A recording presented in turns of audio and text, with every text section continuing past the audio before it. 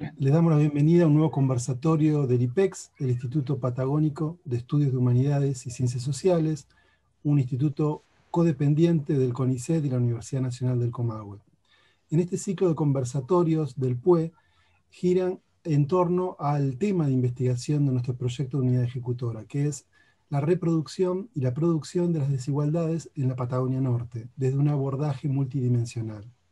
En el marco de este proyecto de unidad ejecutora que convoca a gran parte de los investigadoras, investigadores y becarias del instituto, se convoca este conversatorio denominado Estética, Política y Afectos, o de cómo revisar la ecología de las ciencias sociales y humanas, en el cual van a exponer Emilio Alochis, de la Universidad del Comahue, del Observatorio de Derechos Humanos de la provincia de Neuquén, la doctora Mariana Castillo Merlo, integrante del IPEX y de la Universidad Nacional del Comahue, y el doctor Daniel Scheck, también integrante del mismo instituto. Le doy la bienvenida, les agradezco mucho la preparación de este conversatorio y su presencia aquí, y le doy la palabra a la doctora Mariana Castillo Merlo, que es la encargada y la organizadora de este conversatorio. Bueno, muchas gracias, Walter, por la presentación. Gracias al IPEX por brindarnos el espacio. El conversatorio se inscribe, como bien decías, en el ciclo que propone también el proyecto de la unidad ejecutora y desde el núcleo de filosofía, la idea era como coordinar varios encuentros también y usarlos de disparadores para también el trabajo que venimos realizando al interior del núcleo, que está coordinado por María Inés Budrovsky. Y un poco es poner a disposición de la comunidad, y me parece que estos espacios tienen esa intención, y es lo bueno de un poco salir de los marcos en los que generalmente nos movemos y contar un poco más públicamente esto que estamos haciendo. Y en este caso, con Emilio y Daniel compartimos un proyecto de investigación que ahora Daniel va a comentar, y la idea o el orden de las exposiciones sería: primero comienza Daniel con su exposición, luego va a presentar Emilio y voy a cerrar yo el conversatorio que inauguramos ahora. Bueno, buenas tardes a todos y todas. Celebro la iniciativa de estos conversatorios y espero que, bueno, colabore un poco para ver lo que se hace en la universidad y los temas que discutimos y de la manera que lo hacemos, ¿no? En nuestro caso, los tres somos miembros de un proyecto de investigación que dirigimos con Mariana, que se llama La experiencia estética más allá del arte, entre afectividad y moralidad, y que está conformado por varios integrantes, unas 16 personas, entre graduados, docentes y estudiantes de las carreras de letras y filosofía, ¿no? Los integrantes, y psicología también, ¿no? Los docentes son de letras, filosofía y psicología, y tenemos también un egresado de historia. Nuestra idea es hacer nuestra idea fue y es hacer una investigación transdisciplinar, por eso de la conformación del equipo, que está centrada, como el título lo dice, en la experiencia estética. Y la idea de recuperar la noción de experiencia estética es, bueno, propender, recuperar una idea amplia y comprensiva de lo estético, que tiene como punto de partida las reflexiones sobre el arte, pero que no se restringe a ello, ¿sí? Nos queremos distanciar en ese sentido de cualquier abordaje teórico que... me escucho dos veces, que circunscribe el análisis estético a lo artístico. Si hacemos eso, entendemos que es una reducción del campo de lo estético y también nos quita perspectivas y posibilidades de análisis. Por eso, lo que buscamos es un análisis plural y transdisciplinar, y la idea es redefinir lo estético como una relación específica, pero de amplio espectro, enfocándonos en las experiencias antes que en las obras, los artistas y las teorías. En ese sentido, entendemos que puede concebirse lo estético como una relación cotidiana no extática ni sacrificial, que acontece en cualquier etapa de la vida, en cualquier lugar y en cualquier momento. Si bien consideramos que el arte sigue siendo un desencadenante crucial para la experiencia estética, también creemos que lo son el contacto con la naturaleza, las situaciones lúdicas, las interacciones sociales y las manifestaciones culturales no contempladas como artísticas. Ese va a ser el punto de mi exposición, ¿no? Una hipótesis de la que partimos en general y que hago mía en mi investigación es que no existen los objetos propiamente estéticos. Es decir, no existe una propiedad inherente, esencial o particular que los constituya como tales, sino que lo estético es una propiedad relacional, fruto del encuentro entre un objeto o acontecimiento y la sensibilidad y afectividad de un receptor. Así, un objeto cotidiano, un fenómeno natural o un acontecimiento social, cultural o histórico puede desencadenar una experiencia de tipo estético, pues depende de la actitud y la respuesta afectiva del sujeto antes que de un rasgo material específico. Lo anterior va atado a una segunda hipótesis, pues entendemos que la experiencia estética está estructurada afectiva y cognitivamente. Por afectivo, entendemos que hay una triple dimensión. Está lo emotivo, lo hedónico, el placer, la satisfacción, y las creencias y convicciones morales.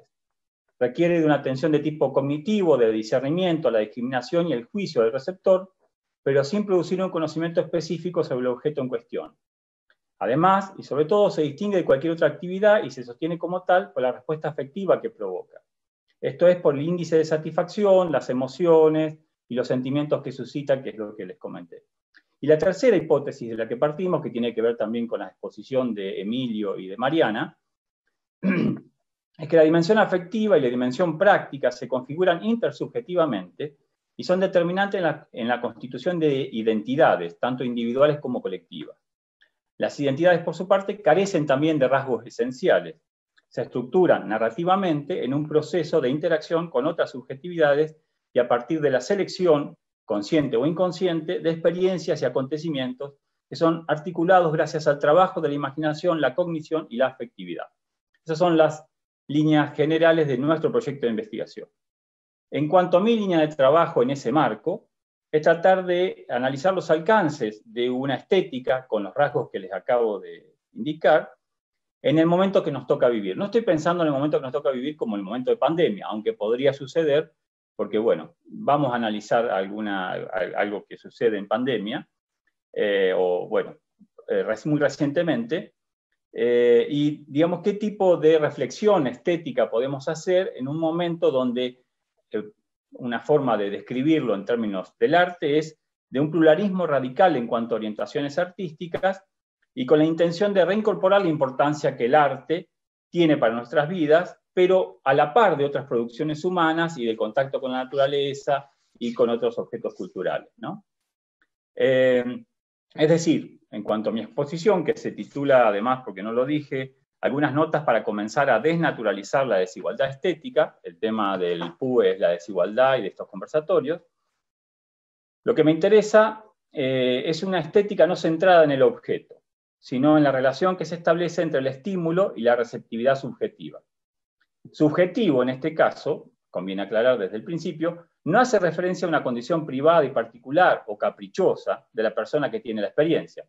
Subjetivo, en el contexto de este trabajo y de la investigación que realizo, debe entenderse como aquello construido en la interacción y el contacto con los demás, porque buena parte de lo que nos provoca experiencias estéticas está cargado afectivamente por nuestras experiencias anteriores, el pasado compartido, los valores socialmente admitidos y aceptados, las ideas o principios políticos o ideológicos que nos simpatizan, nuestro nivel preatencional, nuestro bagaje cultural y, por último, nuestros rasgos personales y la situación particular en la que nos encontramos.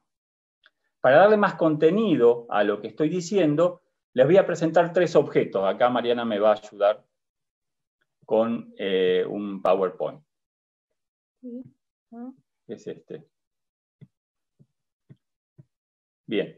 De esos 3 objetos, 2 son artesanías. Es este, un pie de cama hecho en telar mapuche, que ahí tienen, adelante por favor, que tienen el precio en Mercado Libre. Es un producto que está a la venta hoy mismo, si ustedes quieren pujar por él, pueden ir. Y el otro, que es este, es otro pie de cama, pero de telar norteño. Lo venden de esa manera. En otra, en otro sitio que se llama Tiendas de Costumbres, que lo que promocionan es que lo venden al precio justo. Es decir, lo compran a la persona que lo realizó, al artesano, que es el punto acá que me interesa discutir, y lo venden a un precio que justiprecia su trabajo, pero no sabemos en realidad cuánto están ganando, ¿no? Y lo otro que les voy a presentar, el otro objeto, es una obra de arte, que es esta.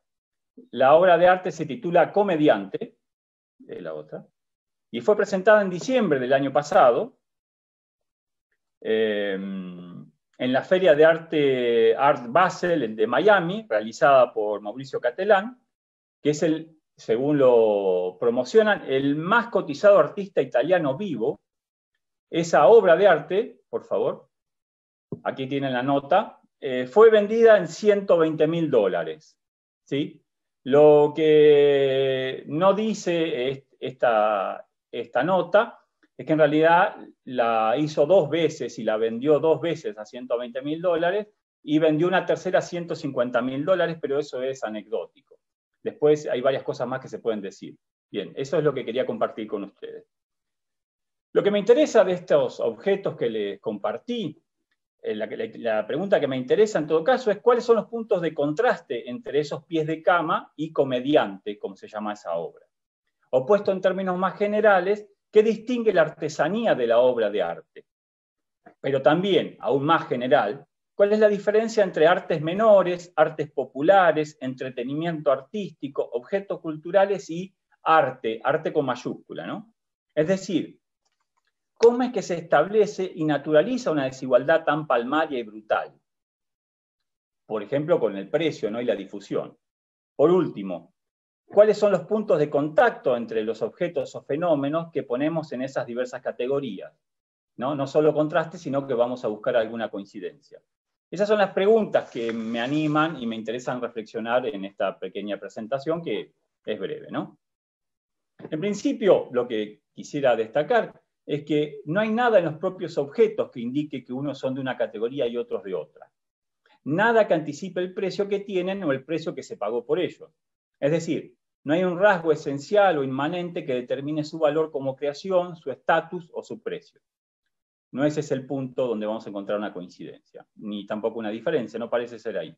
Tampoco parece ser una cuestión relacionada con la complejidad de la técnica, con el tiempo invertido o con el costo de los materiales utilizados. Digo, en otros momentos históricos, la procedencia de los pigmentos, el lienzo para pintar o el mármol para esculpir podían establecer una distinción sustantiva, tanto como el esfuerzo, la dificultad técnica o la perseverancia para pintar algo como la Capilla Sixtina, digamos, ¿no? Pero ese no es el caso. Tenemos lana hilada a mano, teñida con tintes naturales y tejida en telar artesanal por un lado, y por el otro una banana con unos pocos centímetros de cinta de embalar. Otro factor que podría instalar la desigualdad, que quisiera desechar, ¿sí?, para el caso, al menos, por lo menos para estos objetos, es el de la corriente museificadora. Es decir, no parece que un arte como el de Mauricio Catelán logre el valor de mercado y la trascendencia mediática por su entrada o lugar preferencial en alguna institución de bellas, modernas o contemporáneas artes. De hecho, creo que al artista no le sirve entrar al museo, ¿sí?, menos aún a los marchantes de arte, que lo pueden vender más rápido y más fácil, ¿no? Tampoco parece que el problema de los telares sea no estar en los museos.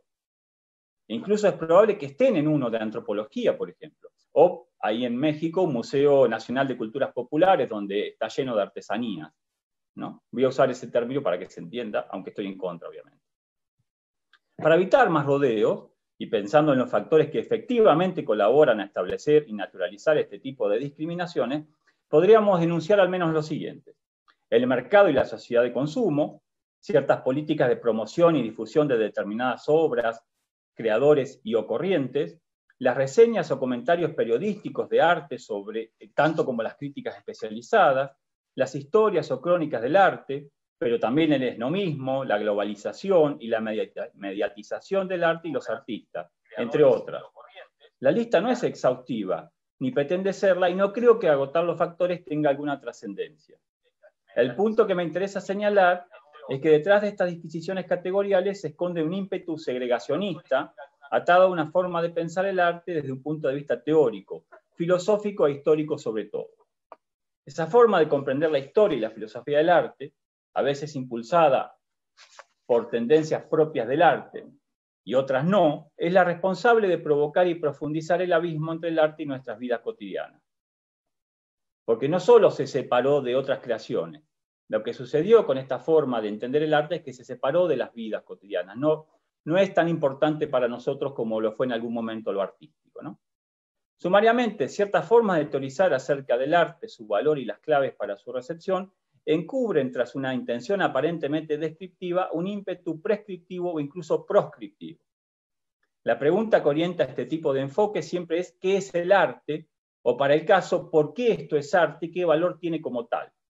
La pregunta, que como ejercicio teórico es pertinente y valiosa en sí misma, la mayoría de las veces asume de forma crítica un supuesto no explicitado, a saber, el arte es algo diferente, distinguible y con algún tipo de valor superior respecto al resto de las mundanales cosas que nos rodean. Incluso si se trata de un ready-made, un arte irónico, un pop art o un reapropiacionismo que usan materiales comunes, ¿sí? Es decir, más allá de que algunos autores sostengan que tener o aspirar al estatuto de obra de arte no agrega un plus de valor a las cosas, el mote de artístico sigue ejerciendo alguna impresión para el común de los apreciadores, que seríamos nosotros, ¿no? Los que no somos artistas. Nuevamente, el estatus superior del arte no es algo logrado solo por mérito propio. El canon que se construye desde ciertas perspectivas contribuye a establecer un relato que necesariamente pasa por ciertas obras o artistas. Instaura algunos hitos infranqueables y a la vez traza un sentido claro y recto que indica la dirección hacia la cual debería orientarse el arte por venir. Incluso la dirección hacia la cual debería orientarse, perdón, me perdí. Incluso en tiempos como el nuestro, de una pluralidad radical respecto a las orientaciones y posibilidades artísticas, hay ciertas líneas que explican lo que acontece en el mundo del arte.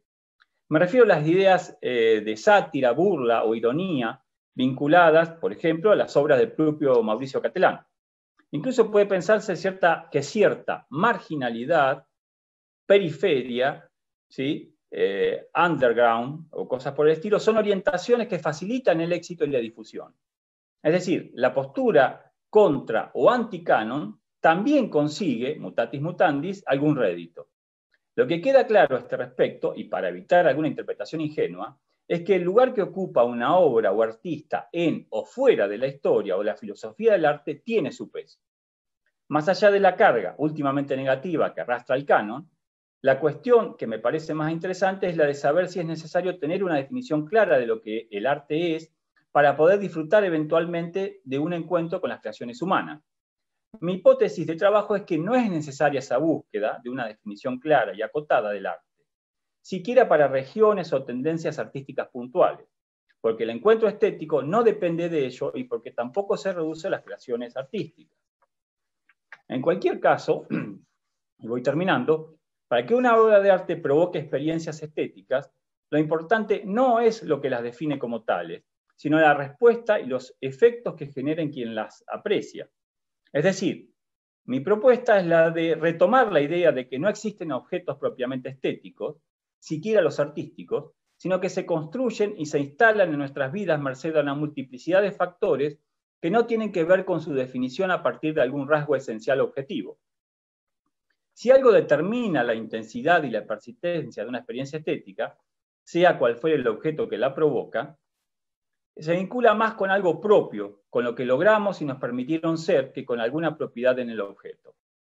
Lo que sucede en última instancia es que ciertos objetos, como los artísticos, ya tienen una intención estética, porque muchos fueron creados en pos de su apreciación, y porque además tienen una carga de sentido que le otorgaron las teorías y las historias que los pusieron en esos lugares. Pero claro, ahora que lo pienso bien, el lugar que la teoría le asignó históricamente a las producciones telúricas, como las pies de cama que vimos, determina en parte su posición desfavorecida en tanto artesanías, su menoscabo en los relatos que recogen las creaciones humanas y su escaso valor de mercado.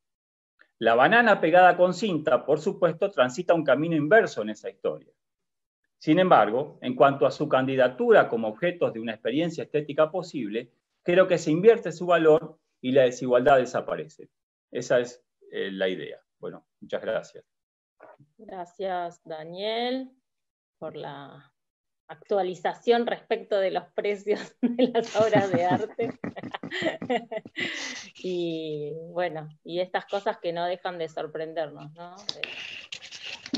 Y que ponen precisamente a partir de algo que uno podría decir, bueno, cómo pensar la desigualdad, cómo pensarla también en el ámbito de lo que consideramos artístico.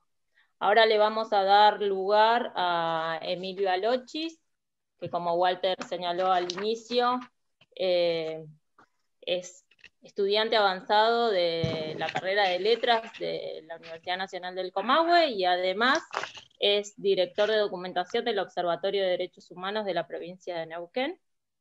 Y un poco el trabajo de Emilio pretende conjugar esas dos tareas.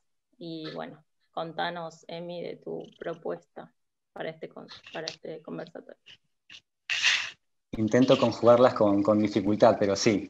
Gracias, Mari. Gracias, Walter, por la presentación y gracias al IPEX por la invitación. La idea es, sí, voy a tratar de también ser breve y en este caso sin ayudas visuales, así que espero que no se aburran, de conjugar, como decía Mari un poco, estas dos puntas, ¿no? Por un lado, una parte de lo que hago en el proyecto de investigación que dirigen ella y Dani, muy a propósito de la vinculación en general entre literatura, política y estética, de la mano sobre todo de un autor que me parece que ya es a esta altura bastante conocido, que es Jacques Rancière.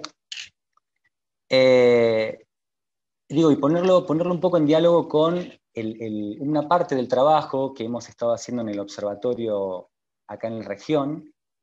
Ese trabajo en particular es un informe que se titula Transformando Realidades, que fue desarrollado entre el año 2017 y 2018 y que tuvo como objetivo intentar dar cuenta del estado de situación de las personas trans de la región, ¿no? De Río Negro y de Neuquén. ¿Por qué surgió la idea de hacer esa vinculación? Porque Rancière, acá no voy a hablar de estética, voy a tratar simplemente de acotarme a su perspectiva en torno a cómo piensa, me parece novedosamente, la idea de política, sobre todo, ¿no? Rancière es un filósofo argelino que desde hace unos 20 años, más o menos, por lo menos, viene pensando de manera un poco opuesta, como lo ha hecho la filosofía política tradicional, el modo en que se piensa la política y las relaciones sociales vinculadas a ella, por lo menos en Occidente. Esencialmente, la propuesta que pone sobre la mesa es la de una evidente, no sé si es tan evidente, una oposición binaria entre dos conceptos categóricos, ¿no? Uno es la política y otro es la policía. En esencia, lo que él dice es que la política es, a diferencia de cómo la piensan pensadores como Leo Strauss o Hannah Arendt, lejos de constituirse en una de las tantas formas de regímenes políticos o una de las tantas formas de establecer modos de negociar consensos, modos de negociar formas más o menos estables de vivir, lo que es en realidad disenso absoluto. La política es, como sinónimo de democracia, la forma de estar en el mundo de modo tal de poder ejercitar de la mejor manera posible disensos, disrupciones, formas de experimentar la vida que de alguna manera estén todo el tiempo quebrando el orden, el consenso. Orden y consenso que en realidad son sinónimos de lo que él llama policía, ¿no? Policía no como sinónimo de opresión, en su caso, ni de represión, sino como sinónimo de orden y de consenso, justamente. Entonces, la posición es clara en el sentido de que policía supone, como práctica social, la legitimación y la verificación de los consensos, de un orden que la política, como sinónimo de democracia, todo el tiempo estaría dispuesta a romper. A mí me pareció que el informe Transformando Realidades, a partir de algunas de las conclusiones que pudimos sacar, bueno, un detalle, este informe tuvo como el trabajo como punto interesante, que tuvo un enorme carácter participativo, surgió a propósito de las inquietudes de las propias organizaciones trans, de poder, en definitiva, tratar de tener desde la mano del Estado, acompañadas por el Estado, de datos oficiales que dan cuenta de cuál es su situación, y fueron las propias personas trans las que, por ejemplo, hicieron el trabajo de campo, no es que salieron a encuestar, fueron ellas las que lograron conectarse con la mayor cantidad de personas trans, por supuesto. Eso como nota un poco al margen. Y nada, el informe poco lo que dio cuenta fue, por supuesto, de toda una serie de vulneraciones a sus derechos, desde absolutamente cualquier ámbito que podamos pensarlo, desde el acceso a la vivienda, acceso a la educación, acceso a la salud, e incluso desde un punto que a nosotros nos pareció interesante trabajar y que creo que es novedoso, por lo menos en la región, que es el de los afectos, las emociones, ¿no? En ese eje, cuando lo trabajamos, nos dimos cuenta que la mayoría de las personas trans encuestadas, además de corroborar nuestras sospechas acerca de que, por supuesto, sus lazos afectivos, familiares, amorosos y demás, se habían visto muy, muy perjudicados por su propia identidad de género, notamos también que eran los lazos de amistad y los lazos dentro de organizaciones sociales los que las sostenían de alguna manera, ¿verdad? Aquellos lazos a partir de los cuales un poco estaban pudiendo también sobrevivir. Y todos esos datos que el informe fue arrojando, para mí dan un poco cuenta no solamente de un evidente estado de vulneración, sino además de un tipo de reclamo y de un tipo de experiencias acerca de cómo se conciben y cómo se piensan en el mundo, que permite pensar en estas organizaciones y en las personas trans como me parece un ejemplo de aquello que Rancière denomina política. Es decir, me parece que podemos pensarlas no solamente como personas que están reclamando un lugar en el mundo, derechos que evidentemente se les deben, sino que el grito que plantean, el reclamo que plantean, son ese mismo grito, la propia política, la propia configuración de la democracia según los planteos de Jacques Rancière. Entonces me parece que, nada, en realidad mi propuesta era tratar de comenzar a pensar esa vinculación y un poco alejada del sentido común que supone que, de nuevo, que la política se supone solamente el reino de lo posible, sino como aquel lugar tenso y siempre contingente que implica romper un orden, ¿no? Plantear un ruido distinto, derechos diferentes y formas de experiencia que me parece que contribuyen a un pensamiento más integral de aquello que nos debemos como sociedad. Así que ese era un poco el planteo, más que una propuesta de exposición, era plantear una duda, una inquietud y una aproximación entre estas dos partes. Así que eso es todo de mi parte y muchas gracias. Gracias, Emi, por tu contribución. Y ahora voy a compartir pantalla porque me toca a mí. Bueno, a ver,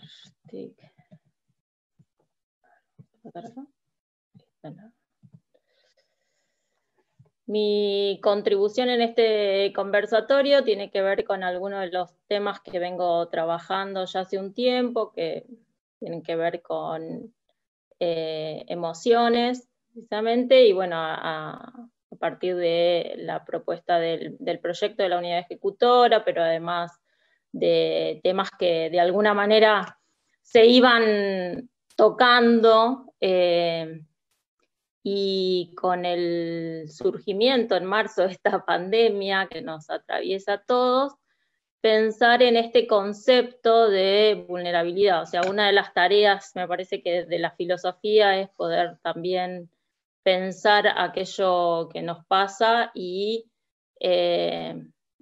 yo dicto clases de bioética y de filosofía del derecho, y me tocó dictarlas en el primer cuatrimestre, ni bien arrancaba la pandemia, y empezar a ver, ¿no?, que este concepto era uno de los conceptos que más resonaba cuando nos teníamos que un poco explicar, y de golpe aparecía esto de la vulnerabilidad por todos lados, y un virus viene a poner como en evidencia, y bueno, un poco es empezar a cuestionar ese uso que se hace del término vulnerabilidad, precisamente porque, como una cuestión de sospecha filosófica, si se quiere, ver que ningún concepto es ingenuo, y ¿no?, que ver un poco qué se esconde atrás de esa palabra.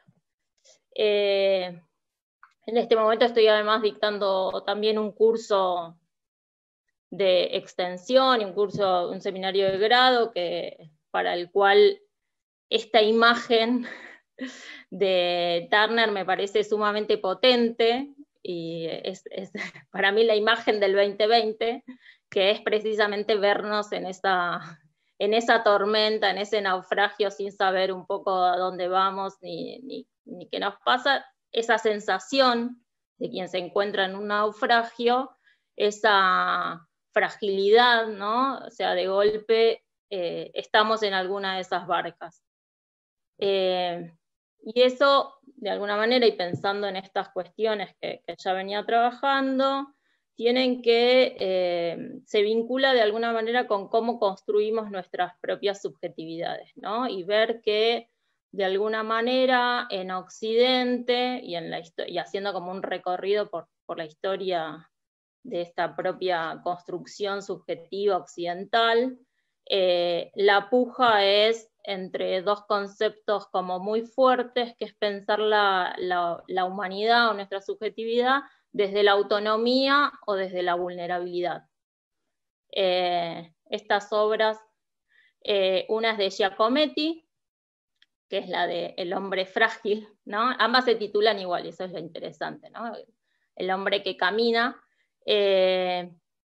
Una muestra esta vulnerabilidad, esta fragilidad, y la otra, de alguna manera, que es de Rodin, muestra este concepto fuerte de autonomía, ¿no?, que de alguna manera es lo que intentamos todo el tiempo resaltar. Y me parece que, de alguna manera, esta paradoja entre autonomía y vulnerabilidad se viene a poner de manifiesto en esta pandemia, y me permite de alguna manera recuperar algunas problemáticas y cuestionar cómo se va a construir ese sujeto de derecho, por ejemplo, pensando en lo que mencionaba recién Emilio.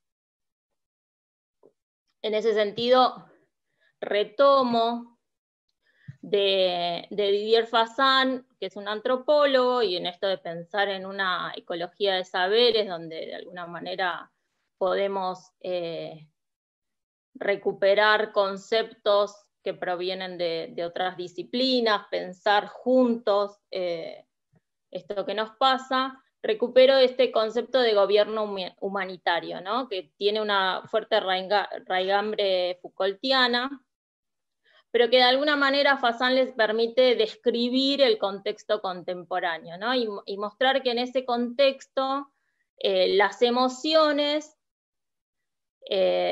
¿no?, porque aparece la vulnerabilidad, y en este contexto de pandemia aparece como muy ligada al sufrimiento, ¿no?, y tiene que ver ahí aparece la compasión respecto de los demás, ¿no?, hay toda una lógica, o lo que él denomina como una economía moral, que tiene que ver con precisamente cómo circulan, cómo se producen, cómo pensamos esas emociones, y cómo esas emociones impactan también en el espacio público y político. Y entonces Fassin va a decir, bueno, estos gobiernos humanitarios, que de alguna manera son los gobiernos de la sociedad contemporánea, lo que van a hacer es teñir su discurso de emoción, ¿no? La emoción, digo, además en filosofía hace ya varios desde los 70, 80 empezamos a hablar de que sea un giro afectivo, ¿no? Una vuelta o una preocupación, que también es una ruptura en el marco de la filosofía, donde de alguna manera si uno hace un rastreo histórico hay toda una preponderancia de la racionalidad, ¿no? Y de golpe nos damos cuenta que tenemos emociones y aparecen las emociones por todos lados, y bueno, y en esta vuelta al discurso público de las emociones, van a ser las emociones las que describan esa crítica social, ¿no? Entonces no es solo, o sea, apelar al lenguaje de las emociones no se trata solo de una conversión lingüística, sino también epistemológica, porque van a describir y van a configurar una nueva forma de discurso político. La cuestión es, bueno, ¿qué ganamos o qué perdemos cuando hablamos de sufrimiento en lugar de hablar de desigualdades? Cuando invocamos el trauma en lugar de hablar de violencia, cuando movilizamos la compasión a falta de justicia. ¿Qué ganamos y perdemos cuando aplicamos el calificativo vulnerable sobre ciertos grupos sociales, ¿no?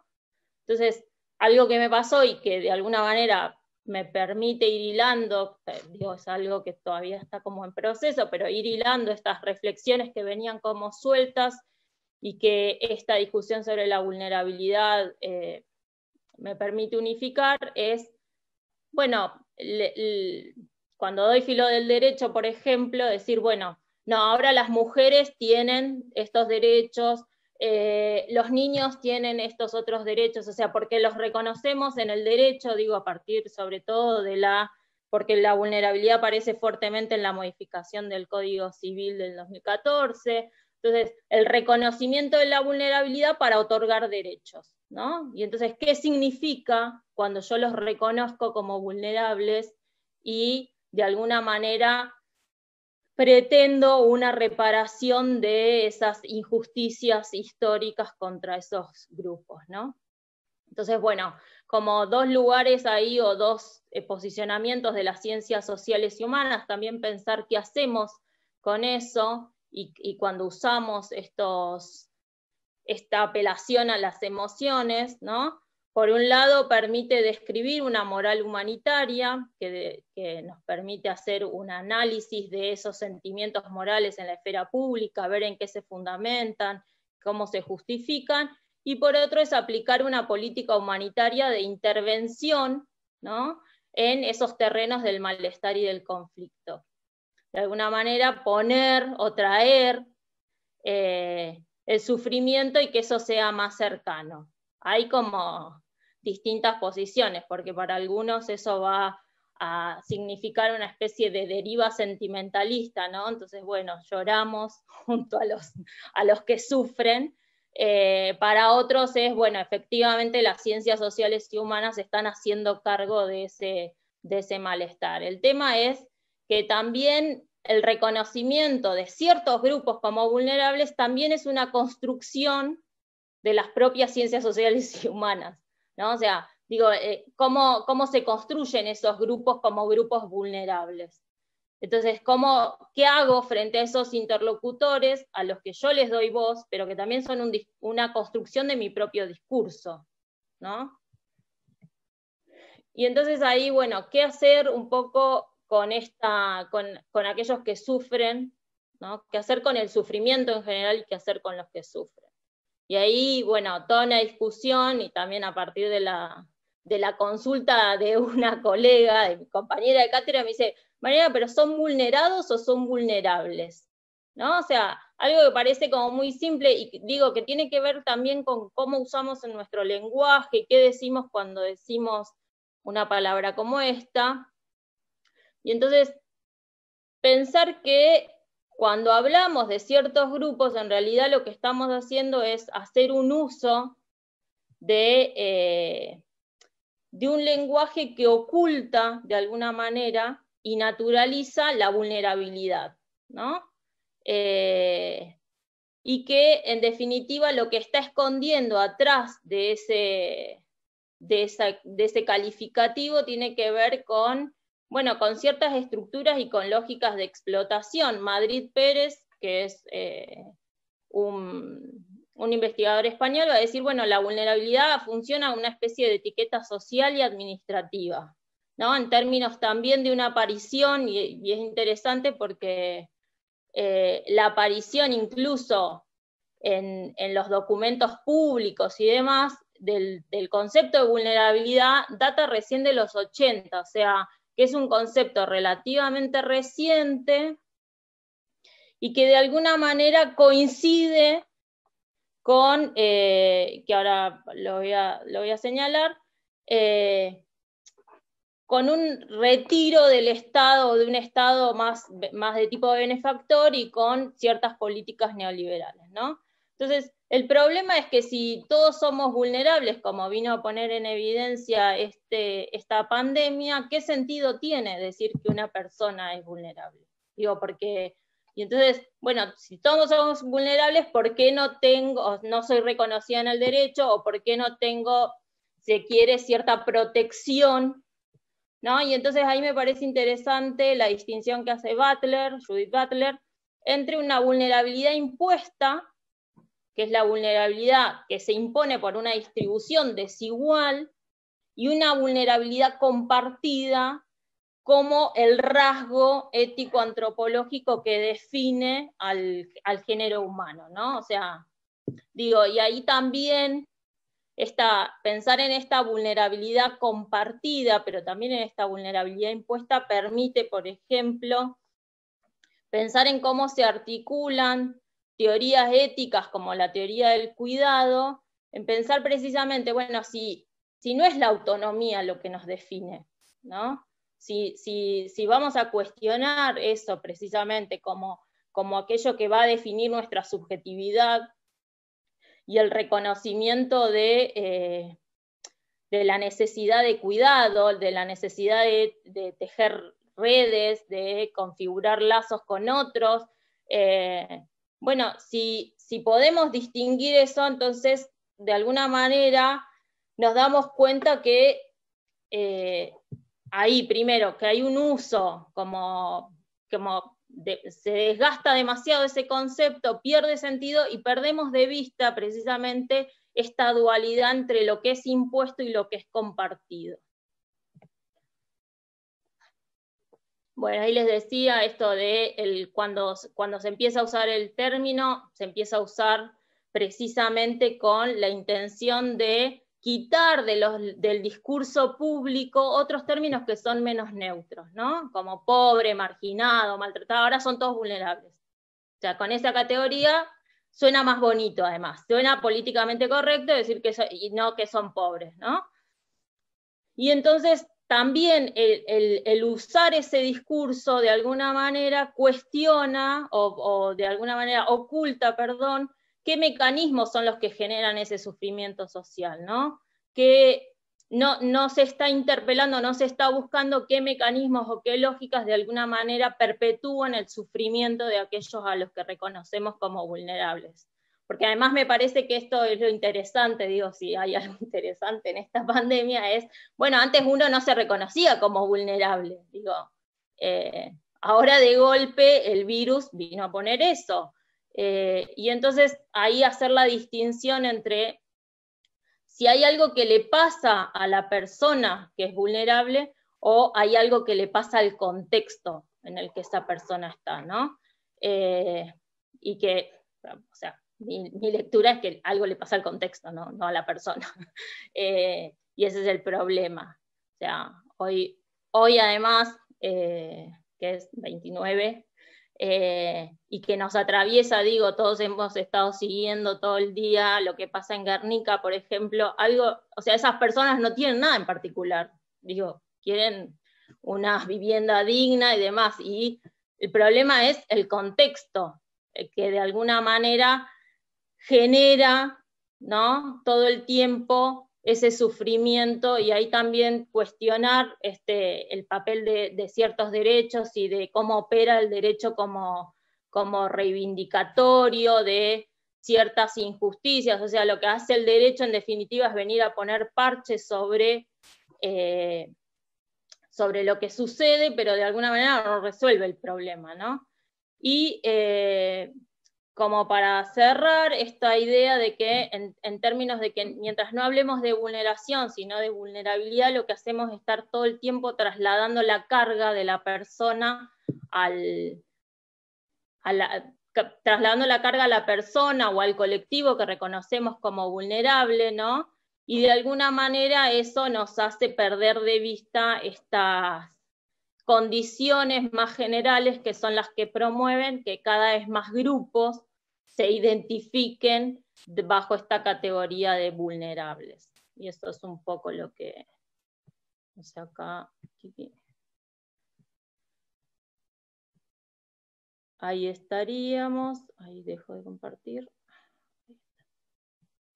Y entonces si hay alguna pregunta, agradecerles, bueno, a quienes están ahí y pensar si hay alguna pregunta para los expositores. Acá José Silva dice, gracias por la charla. Daniel, mencionás que lo artístico no es tanto el objeto, sino la relación entre el objeto y el sujeto que lo percibe, lo experimenta. ¿Qué sucederá en el caso de la creación artística y dónde radicaría lo artístico si lo pensamos desde el lado de quien hace arte o es artista?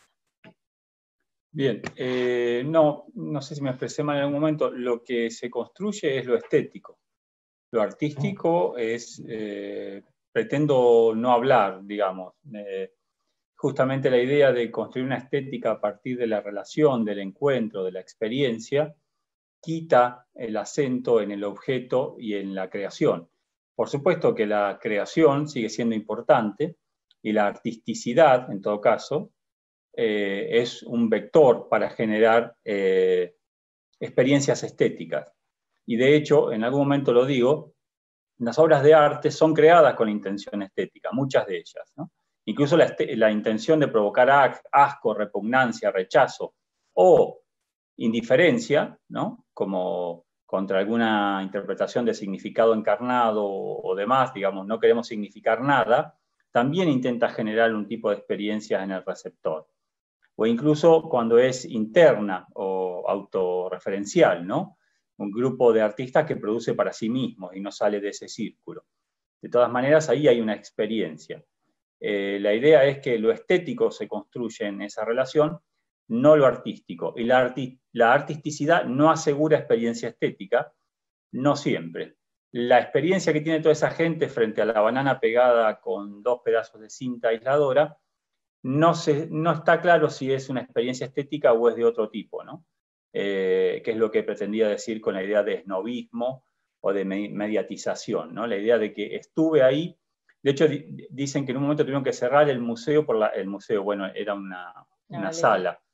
Tuvieron que cerrarlo por la cantidad de gente que había, ¿no? O sea, se había inundado la feria por la cantidad de gente que fue a ver una banana pegada con 2 cintas. Y bueno, ustedes saben además que otro artista vino, arrancó la banana y se la comió en vivo, e hizo una performance en honor al artista que había pegado la banana.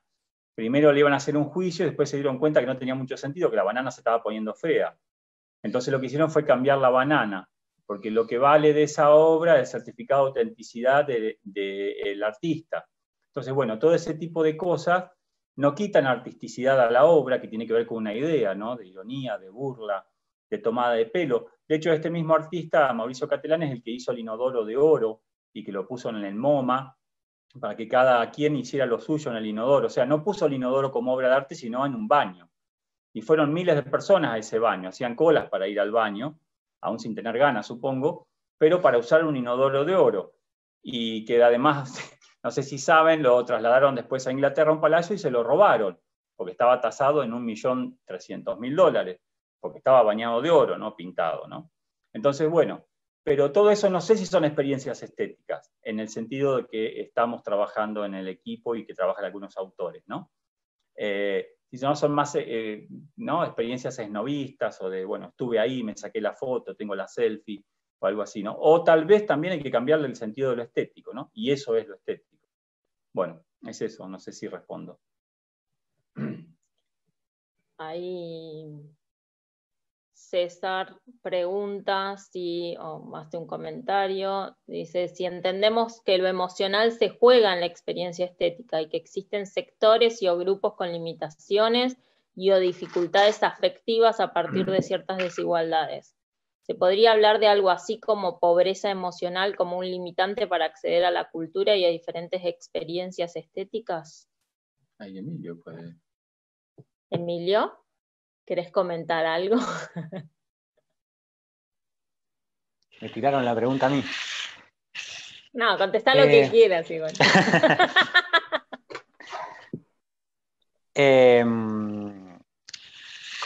Complicada la pregunta y aún más la respuesta, que no la tengo. Pero a mí no me gusta para nada el concepto de pobreza emocional.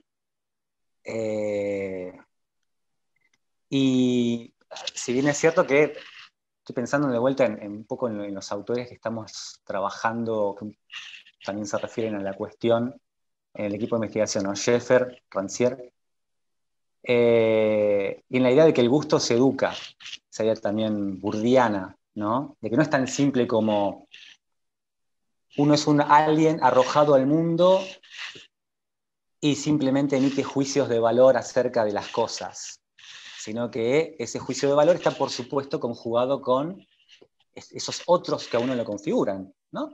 Esto es bastante obvio, quizás. Así como puede ser obvio, sin embargo, los cánones existen, seguimos sosteniendo los cánones.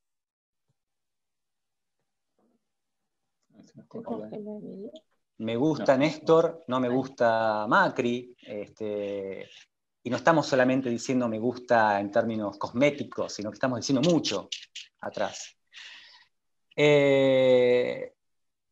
Yo creo que de alguna manera, a mí no, insisto, no me gusta el concepto de pobreza emocional porque también tiene que ver con la idea de vulnerabilidad ad hoc. Es como que conceptualmente o connotativamente la noción traslada un poco esa idea de limitación al propio sujeto, cuando en realidad el problema es más grande, es político, es circular. Pero claramente sí, si nosotros nos desenvolvemos en ambientes que estimulan algunas pautas de comportamiento, que estimulan formas de pensar y no otras, vamos a estar condicionados, por supuesto, para apreciar o no apreciar experiencias estéticas de una u otra manera. Así que le di bastante vueltas a la respuesta para no responderla. Gracias, César. Y ahí está.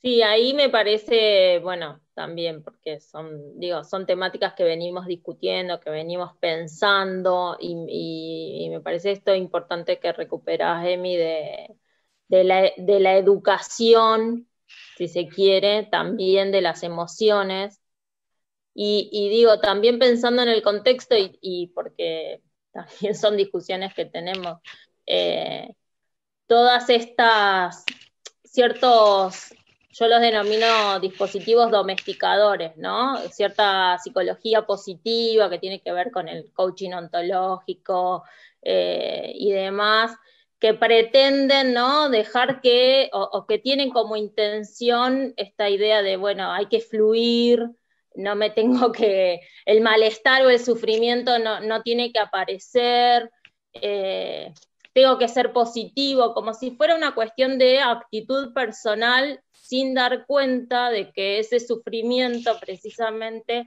viene a poner de manifiesto esta cuestión de estructuras o lógicas, decía yo hace un rato, y de mecanismos que de alguna manera promueven el sufrimiento, promueven las desigualdades, y entonces a mí me parece interesante, por ejemplo, el aporte de Sara Ahmed para pensar en esto, o sea, decir, bueno, en realidad, si hacemos también como un recorrido, incluso pensando en lo que nosotros conocemos, que es la historia de la filosofía, pensar a la historia de la filosofía como una especie de acervo o repositorio de la felicidad, donde lo que hemos ido haciendo es escondiendo también en forma canónica ese malestar, ¿no? El malestar lo dejamos por fuera. Y estas psicologías positivas, como algunos las denominan, vienen de alguna manera a perpetuar eso, ¿no? Y aparecen figuras, ¿no? Como, bueno, ella utiliza mucho la de la feminista aguafiestas, que es un concepto sumamente también interesante, para pensar precisamente, bueno, vienen a poner de manifiesto esta disconformidad, y en todo caso, y a la pregunta que yo hacía en mi exposición, si es un problema de la persona o del contexto, pensar ahí, quitarle el peso a la feminista o a fiestas que viene a romper ahí con esta lógica del dejar fluir, y prestarle atención a ese contexto que en definitiva es el que está generando ese malestar y ese sufrimiento. Entonces también ahí ver que ojo, porque también, o sea, estas emociones y el modo en que las usamos y lo que hacemos con ellas es problemático, y muchas veces, digo, en general tienen como diferentes usos y diferentes intenciones que también hay que reparar en cómo las usamos y para qué, ¿no? Sobre la pregunta de César, a mí me parece que, bueno, no estoy de acuerdo tampoco con el de pobreza emocional. En todo caso, cada uno tiene su carga, lo que pasa es que no siempre es consciente de ello. Lo que puede suceder, bueno, nosotros no sé si se han dado cuenta, tal vez no lo dije suficientemente, la idea de lo estético no es incorporarlo como algo que completa, digamos, nuestra experiencia vital, o sea, integrarlo, no es algo que uno tiene cuando va al museo, cuando mira a Netflix, alguna de las 25 series que apuntan a lo mismo, o no sé, toca la guitarrita o escucha música mientras hace alguna otra cosa, ¿no? O sea, no es eso lo estético, sino el sentido que estamos defendiendo o intentando recuperar, que alguna vez lo tuvo, es como algo realmente vital, ¿no? Desde el mate que se hace uno a la mañana hasta el último, no sé, chocolate que se come antes de dormir, todo en el día tiene componentes estéticos, ¿no? Y las tesis de algunos de los autores que trabajamos, como el propio Rancière, es que no hay política sin estética, por ejemplo. O sea, no hay forma de hacer política sin, a su vez, hacer algo de estética, ¿no? En la tesis del reparto de lo sensible, ¿no? Que es la pugna de del colectivo trans, por ejemplo, con el que trabaja, con el trabajo que hace Emilio. Pero yo no me referiría a pobreza emocional, sino, por ejemplo, a algunas taras o algunas restricciones emotivas que nos impiden tener contacto con algunas cosas, ¿no? Ustedes saben que hay todo un mercado en el arte, además del que mostré en mi breve exposición, que es con las pinturas que hizo Hitler, ¿no? Que eran muy naive, eran muy ingenuas, muy de niño, y pintó unas 60 y ya llevan vendidas unas 600. O sea, el 90% son falsificaciones. Eso es extraño. Yo no creo que ningún sobreviviente del Holocausto o descendiente compre esas obras, pero alguien las compra. No me imagino aquí en Argentina gente comprando, no sé, esculturas de Videla, ¿no? Y, no sé, las grabaciones hogareñas de Agosti cantándole a sus nietos, ¿no? O sea, pero seguramente que si se arma el mercado, la hay, ¿no? Y seguramente que hay mucha gente que sufre un rechazo total a ese tipo de cosas. Digo, en lo estético se van nuestras convicciones y nuestras creencias morales y nos impiden tener acceso o disfrute o experiencias estéticas de un montón de cosas, ¿no?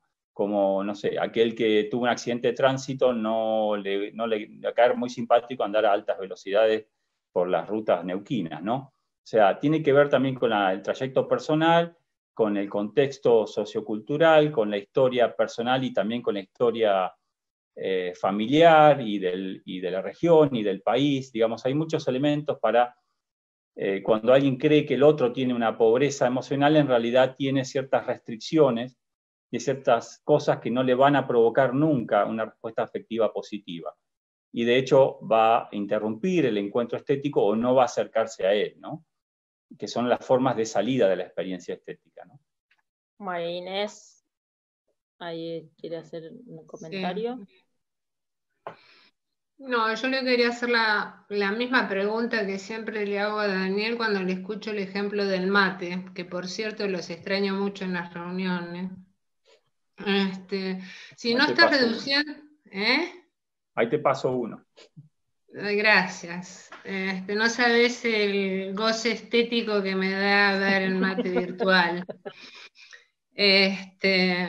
El tema es el siguiente: si vos entendés lo estético así en una manera tan amplia, yo no sé por qué no, entonces, si lo reducís o no a goce, ¿por qué hablar de lo estético y directamente hablar de gozo, ¿no? El gozo del mate, el gozo del atardecer, y entonces ahí estaríamos hablando que cualquiera que es capaz de un gozo de algo,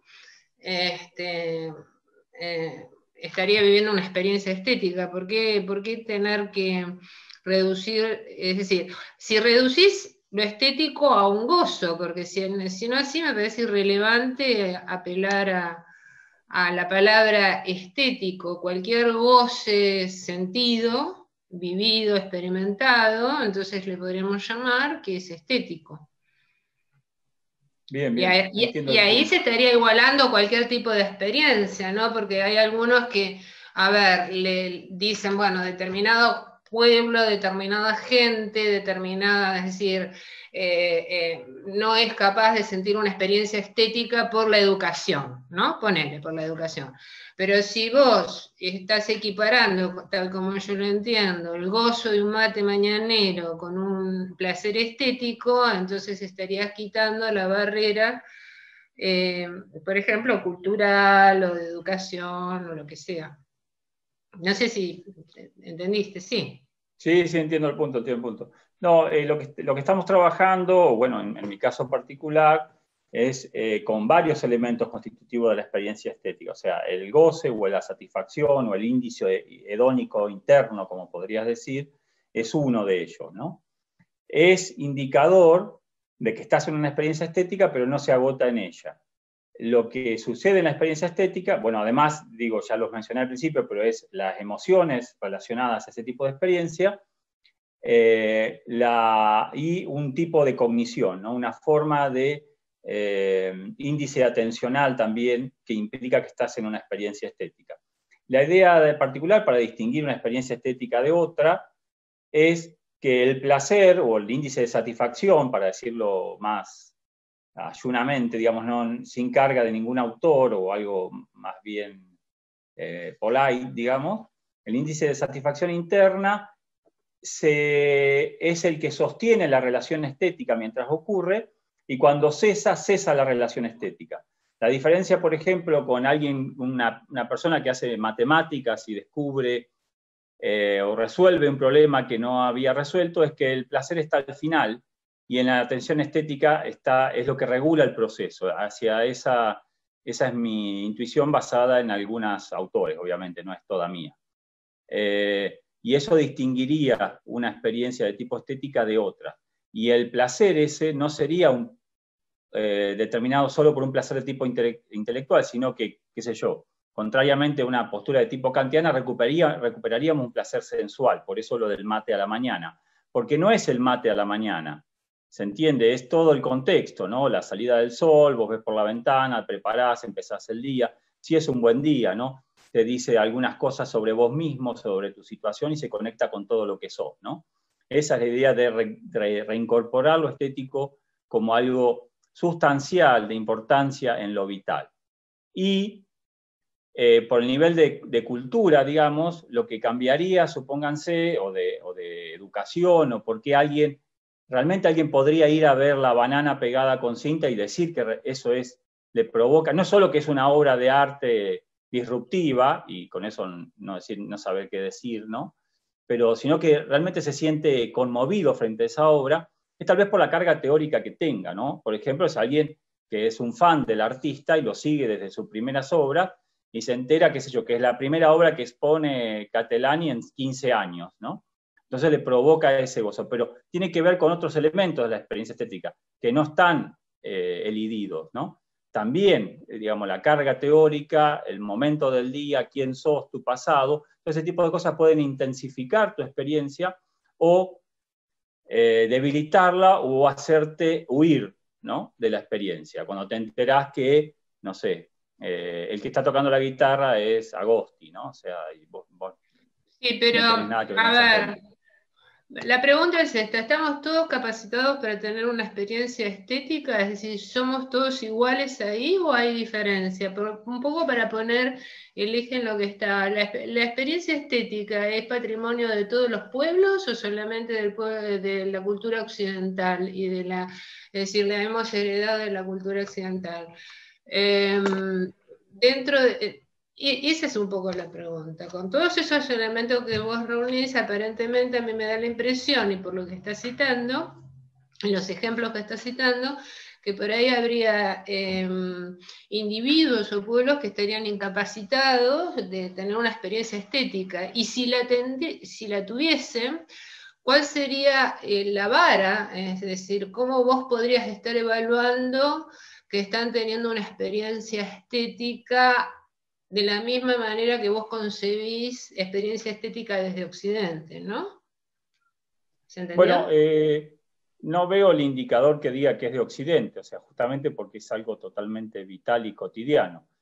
Sí, hay detrás de esto puede haber algún supuesto evolutivo, adaptativo digamos, de la propia especie, no de alguna parte de la especie, que hay que explicar cómo se llega al placer estético, al goce estético, porque no parece que sea de los primarios, ¿no? Uno no sale a cazar nada, ni intenta reproducirse, ni refugiarse de la tormenta, digamos. Uno está refugiándose de la tormenta en una cueva hace 800.000 años y dibuja algo, ¿no?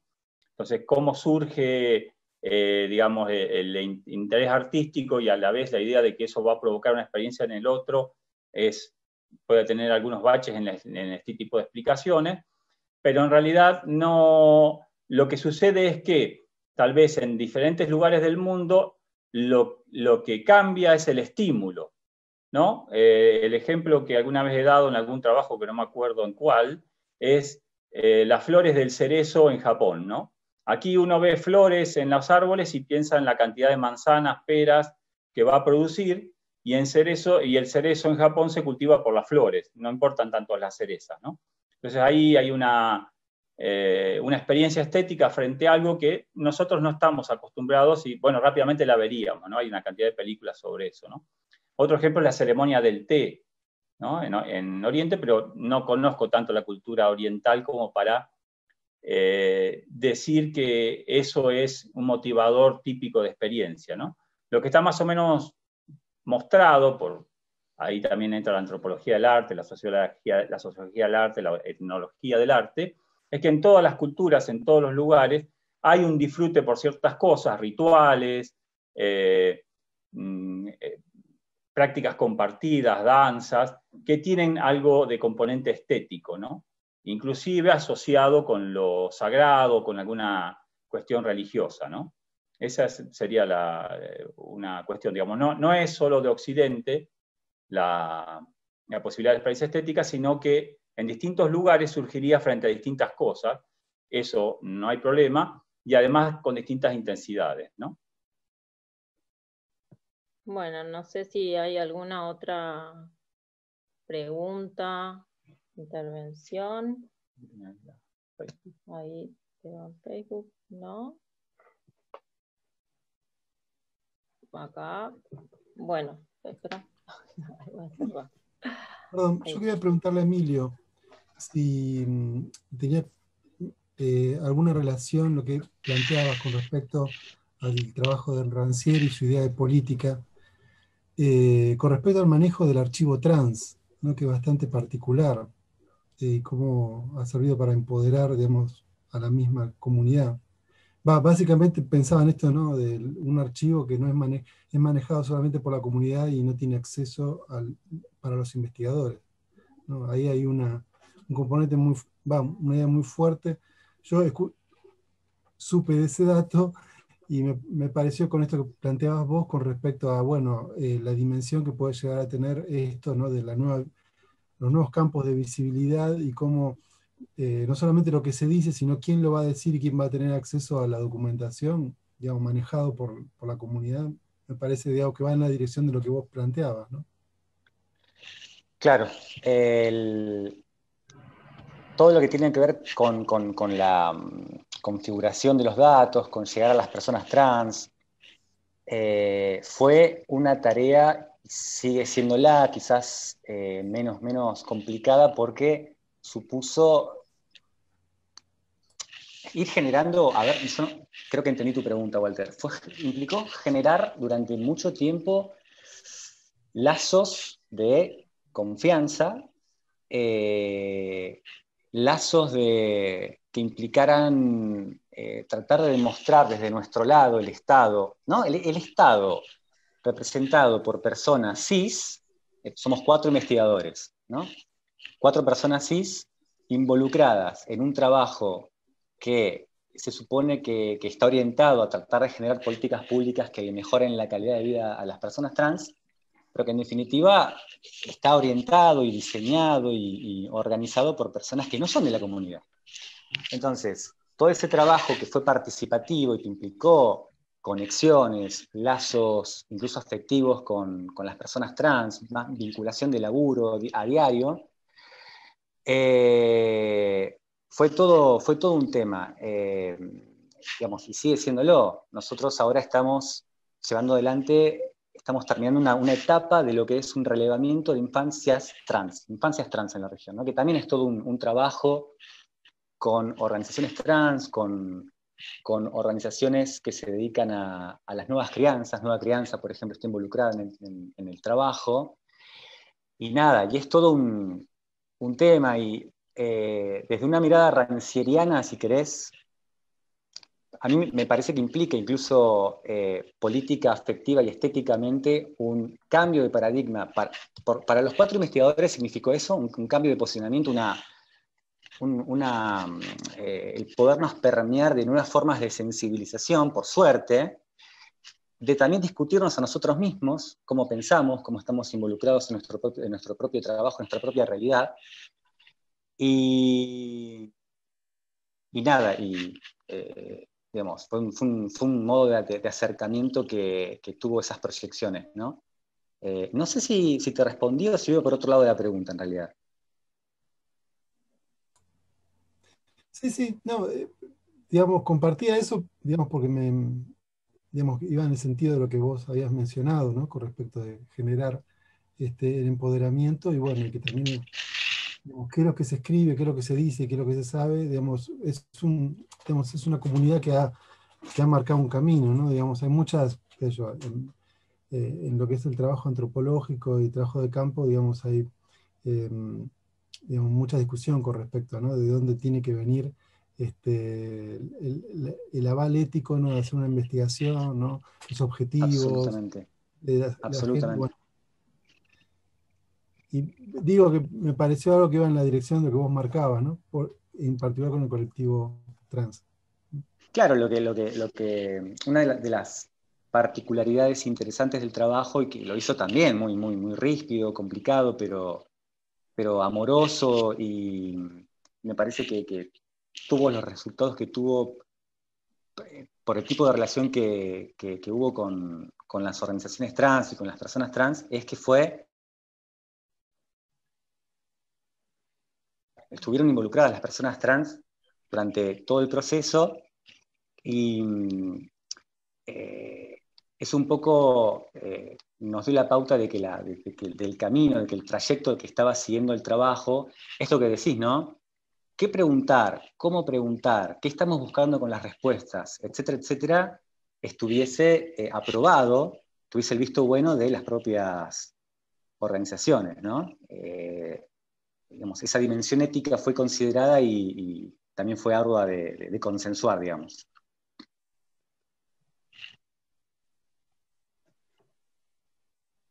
Bueno, si no, no sé si tienen alguna otra consulta, intervención. Si no, es así. Vamos a agradecerles a Daniel y a Emilio por la intervención en este conversatorio, al IPEX por el espacio, y bueno, invitarlos a seguir participando de estos espacios que me parece que le hacen bien a la comunidad, no solo del instituto, sino también a la universidad y a los organismos de ciencia y técnica de nuestro país en este momento de crisis generalizada. Parece que un poco de esto de socializar aquello que hacemos es como también una tarea ético-política necesaria y urgente, y parece que estos espacios habilitan eso. Así que agradecidas y agradecidos a quienes nos siguieron por las redes. Y bueno, nos veremos en un próximo conversatorio del IPEX. Gracias a todos. Gracias. Bueno, muchas gracias a vos, Mariana, por la organización, y a Daniel y a Emilio y a vos misma por la exposición. Gracias.